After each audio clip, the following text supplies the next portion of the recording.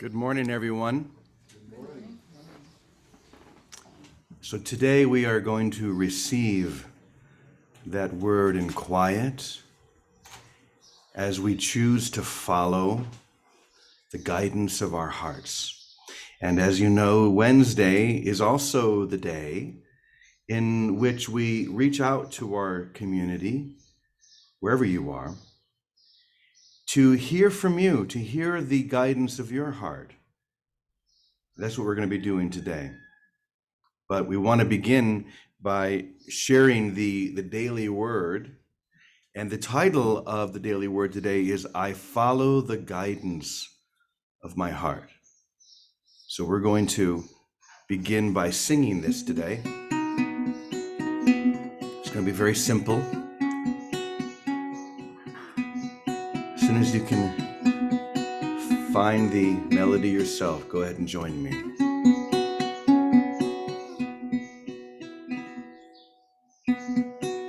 I follow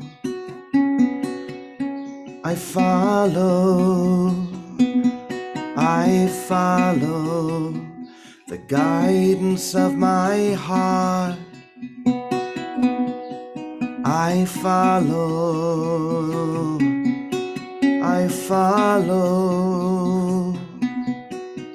follow the guidance of my heart. Join me. I follow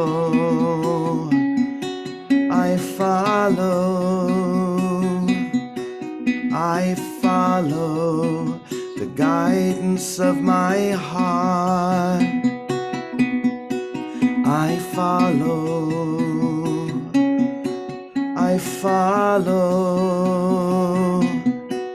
I follow the guidance of my heart. Sometimes the plight of others and the state of the world tugs at my heart, but I am moved with compassion and wish to reach out and to show we could never be apart. I follow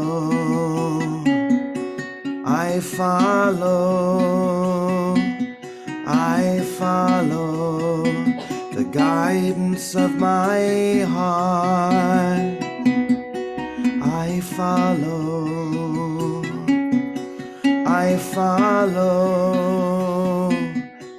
I follow the guidance of my heart.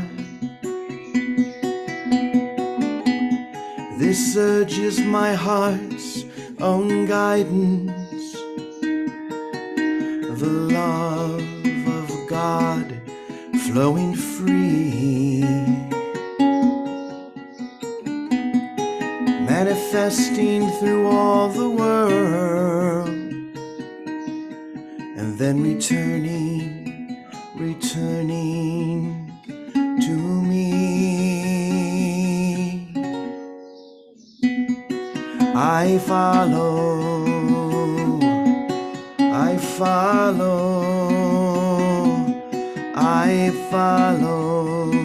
the guidance of my heart. I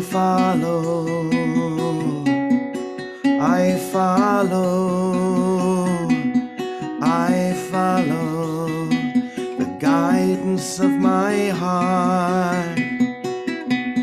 I follow, yes, I follow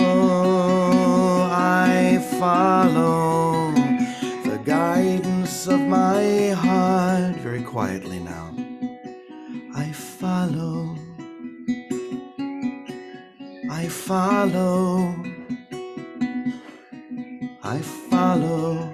the guidance of my heart. The guidance of my heart. I will follow.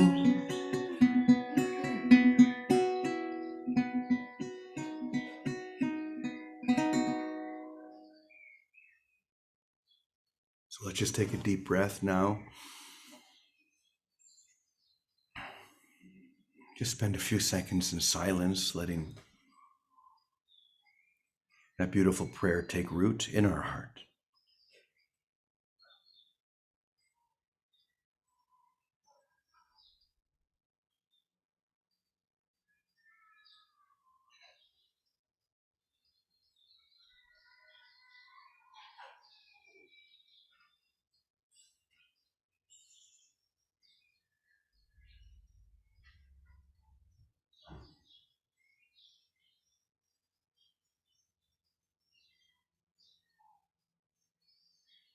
So today's word is guidance. I follow the guidance of my heart. Sometimes the plight of others and the state of the world tug at my heartstrings. I may feel moved by compassion and wish to reach out to help or even just to share an encouraging word.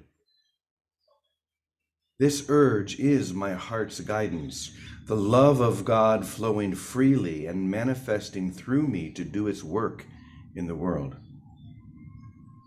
I heed my heart's powerful guidance. I heed my heart's powerful guidance. I answer the call. I discern within myself to care and to be of help however I can.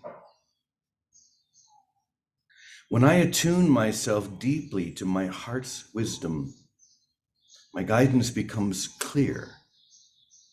I no longer fret over whether I'll find the right words to say or wonder what I should do to be of comfort or service. I am a channel of God's love and care. I am a channel of God's love and care, guided by the wisdom of my heart to be a force for good in the world. This is God, our God forever and ever. He will be our guide forever. The book of Psalms, chapter 48. So just a few more times. Let's just sing the chorus of this prayer.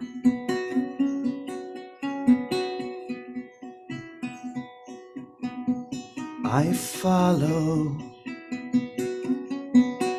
I follow, I follow the guidance of my heart. I follow, I follow, I follow the guidance of my heart. The guidance of my heart I will follow.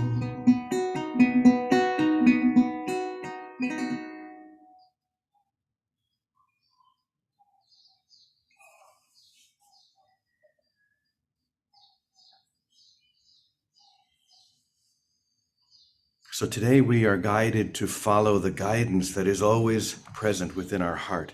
And if we want, and maybe we should, we could say that that guidance that we feel in our heart is the same as the guidance of what we might call the Holy Spirit. It's the same thing.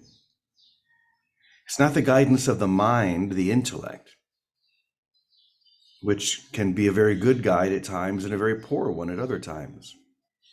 But when we attune to that still, quiet voice of the Spirit within us,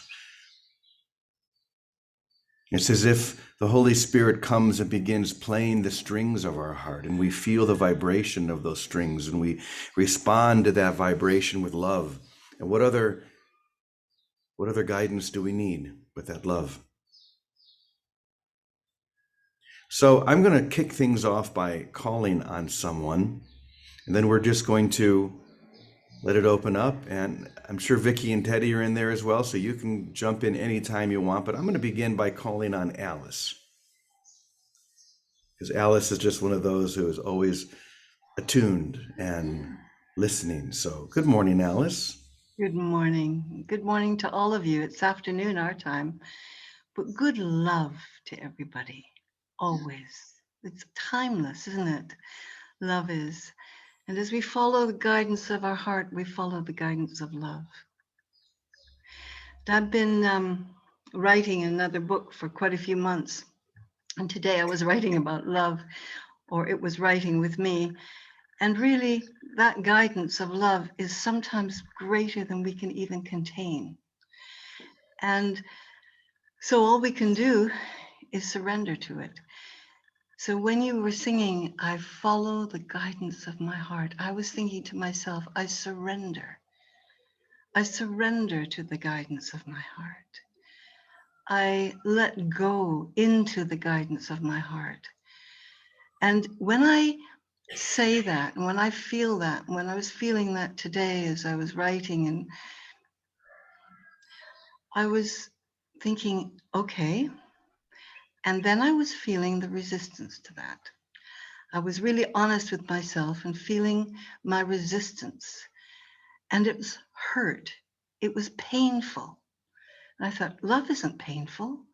The heart really isn't painful. And I thought, what is this pain? And the pain was what isn't love? What isn't love? It was the resistance. It was the fear of what love is. And I thought, oh gosh, if I just let go into love, it's natural in my heavenly state. In my worldly state, there's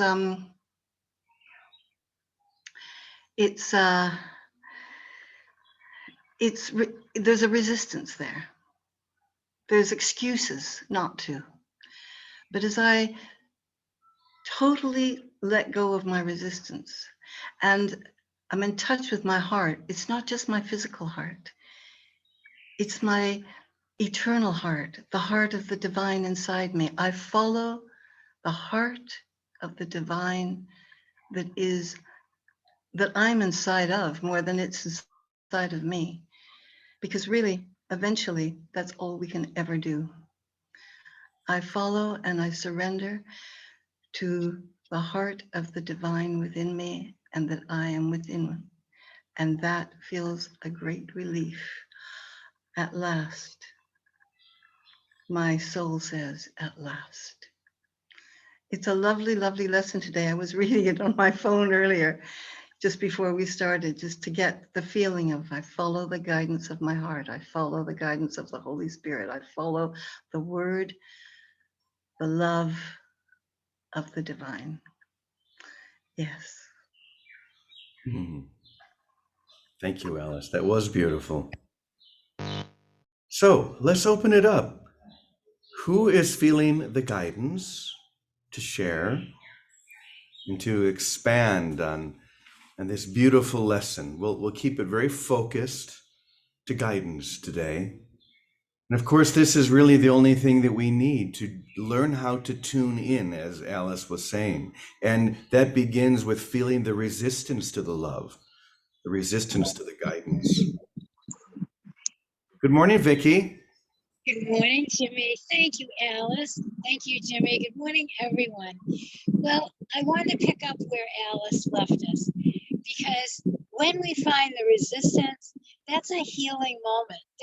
That's like they talk about teachable moments. That's when we're being transformed literally. And instead of trying to figure out what to do with our head, when our heart feels that resistance, if we just drop back and rest a moment and allow ourselves to be whatever it is in resistance or questioning or whatever it is, that's love in itself.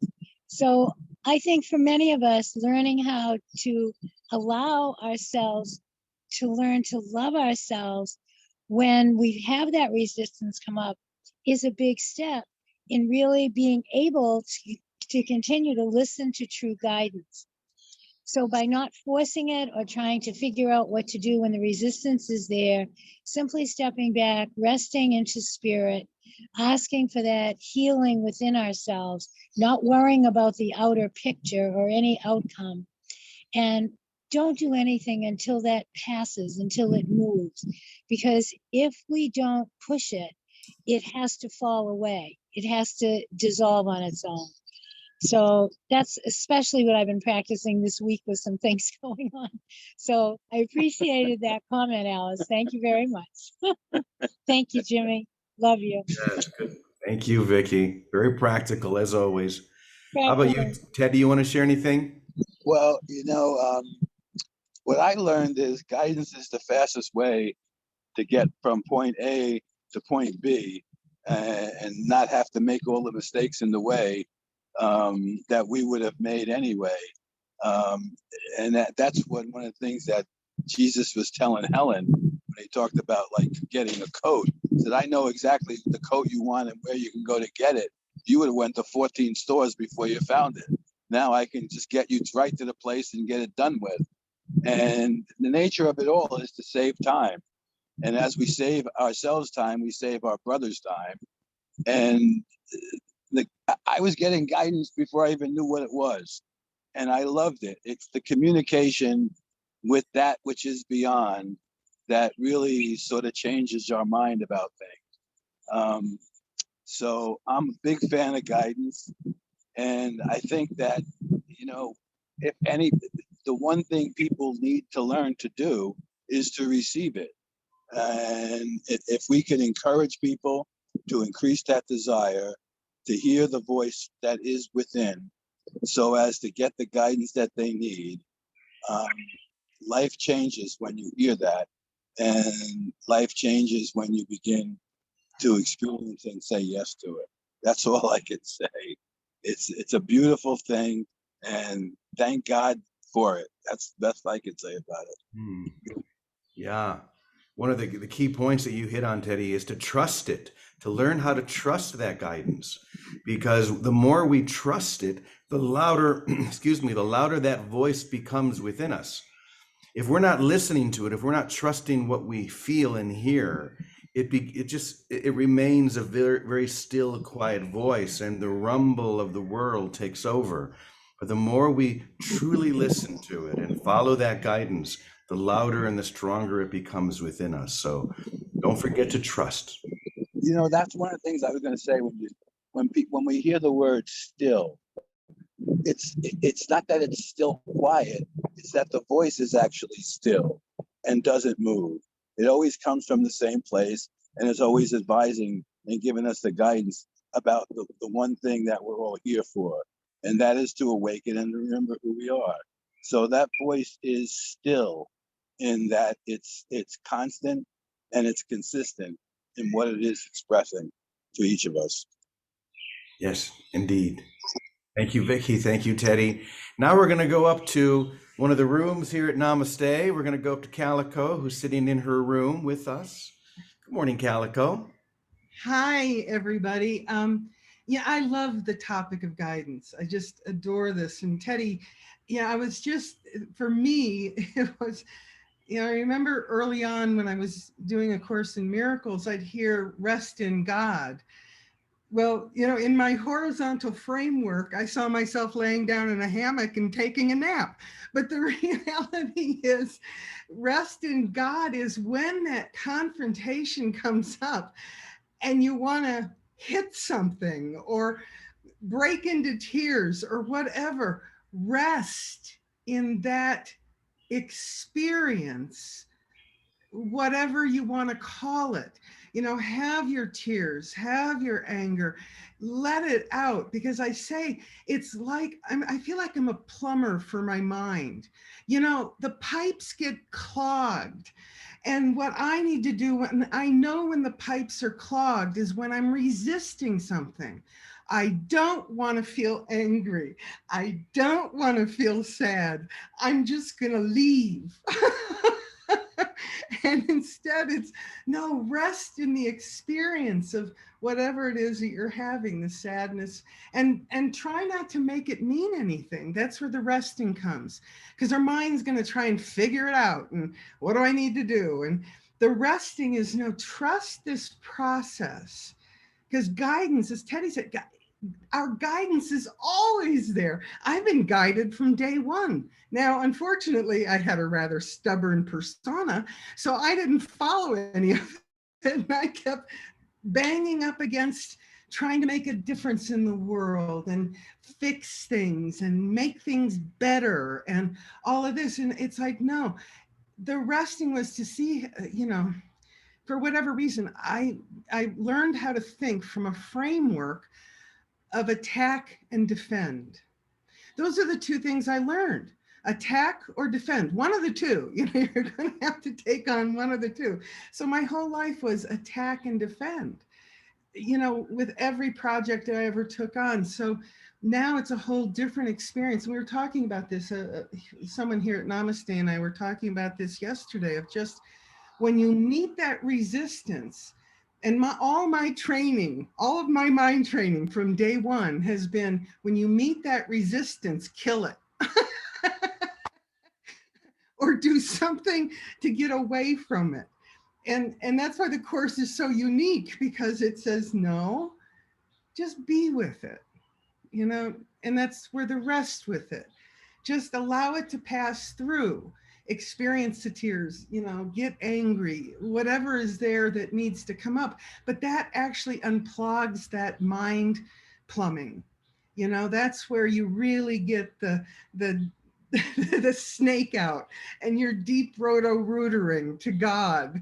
So I love the topic of guidance. I thank you so much, James, for bringing it up, and Teddy and Vicky. Oh my God, as always, and Alice. It's like we are in this together. We're joining in the terror of this, and we're resting there. And I love that. Thank you. As always, that was amazing, Calico. Thank you so much. And Leslie, you have your hand up. We would love to hear from you. Yeah, you have to unmute yourself, dear. That would help, wouldn't it? So thank you, everybody. This reminded me of something that happened years ago, and I had to share it. My mom and I used to hang out every Saturday years ago, and we would go shopping, and especially at Trader Joe's. And there was this one fellow, anybody who's been in there knows that somebody cooks something so you can try it, and then you buy it because it tastes so good.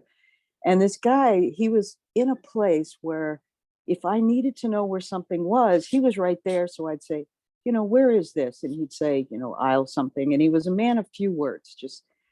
And one morning I asked him something, and he answered with what I considered a very rude comment. And I let him know that it was rude. And then I avoided him. Every Saturday we would go in there, and I would avoid where his station was. And then one morning I was quiet, and I may have been meditating, I don't remember, but all of a sudden my mind focused on him, and I thought, oh no, oh my God, I've been, this is my brother, so I brought him into my heart, and I just followed whatever, and I ended up giving him a hug in my mind, and it was just beautiful. And then I totally forgot about it. And the next time Mom and I were in Trader Joe's, I had forgotten to avoid him, and I went down and I asked about the coffee, and he just started chatting, and it was like we had been friends forever. It was so interesting. When I look back on it, I thought, wow, he never did that before. And after that, he was very friendly and chatty, and it was so cool. Thank you for letting me share that. Thank you, Leslie. You brought up a beautiful example and point there. Whenever we have a grievance with someone else, or there's this block between us, it may or may not be appropriate to just walk up to them and wrap your arms around them, especially during COVID. but you could do it in your mind. And Yeah. you could even wrap your arms around yourself and imagine that you're holding that person. Oh, yeah. The thing is, the boundary, the wall begins to crumble because it takes two to tango. It takes two people to hold that grievance, and then the miracle happens because you didn't hold it. You embraced them in your heart. Hmm. It just fell away. That's a beautiful example. Thank you. Thank you. Is there anyone else who would like to share anything? Linda, yes, please. Good morning, James. Good morning, everyone. The ingredient for me that I have been missing until recently is the self-compassion first. Because like everyone else, I've been trying to avoid, resist, fix or mend or do whatever it is. But if I stop and know that I'm doing it all to myself, whatever's happening, and rest in that place of giving myself compassion first. That's been a big practice for me, and it has made the biggest shift. So I wanted to share that. Good, beautiful, so true. Good to see both of you as well. Hoping you can come back here one of these days soon. All right, anyone else feel guided, following the guidance of their heart, feel guided to share? Anybody here at Namaste? Yeah, Jack, come on up.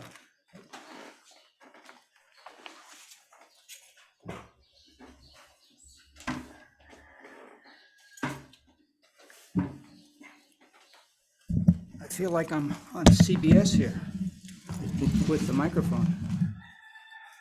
I feel, Hold that. sure.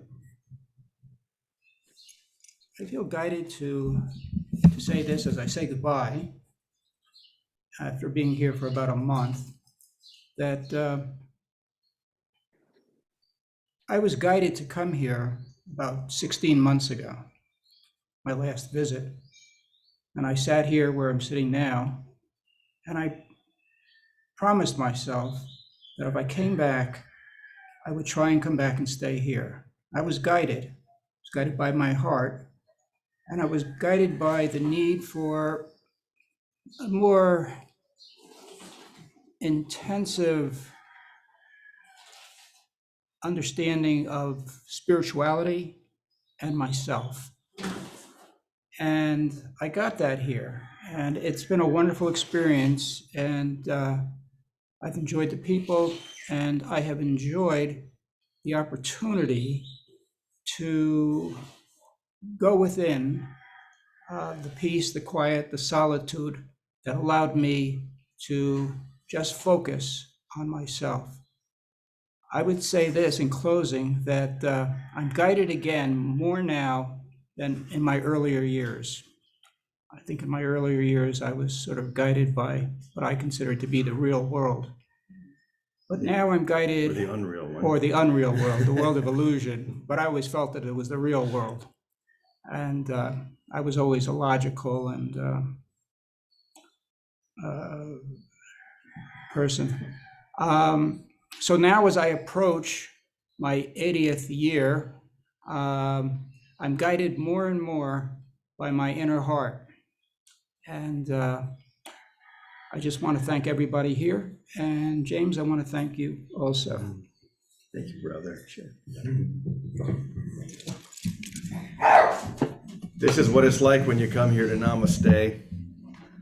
You get all loved up, just as we do every morning. So we're going to take one more. Mary, why don't you go ahead? Oh, thank you, James. So I'm having, I guess, emotional challenges with my son and his girlfriend and his girlfriend's family. And there's actually some, danger involved, which has me quite concerned, and violence. And I'm so aware that the guidance within me is not optional. It's my lifeline.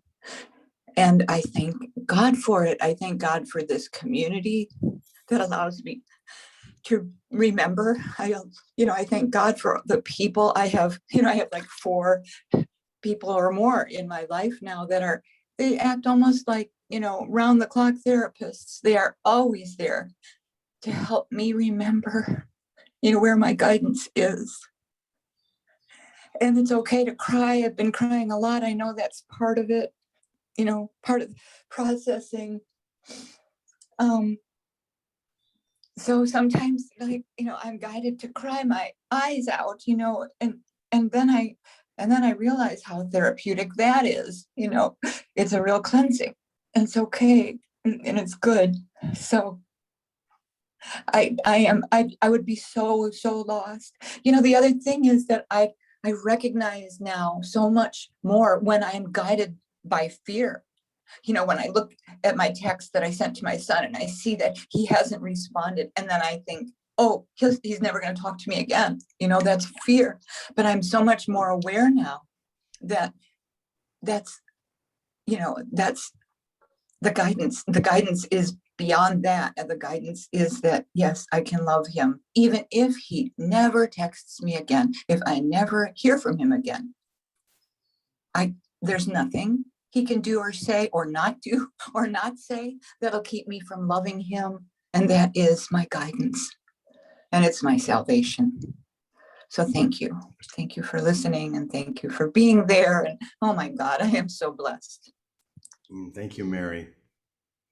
It just goes to show that there are always 2 voices that we can choose between, the voice of love and the voice of fear. And it's up to us to choose, and we are choosing whether we think we are or want to or not. But we could always choose love. We talked yesterday about that place of no resistance, where we have no response at all to what seems to be happening, but always respond to the love that is happening. We don't take things personal. We realize that when someone projects something onto me, it really has nothing to do with me, and I can love them no matter what. That's following the guidance. So I'm really grateful for all of you who share. It's wonderful to have these Wednesday sessions where we do get the chance to share with one another. So we're going to move on now and share some prayers.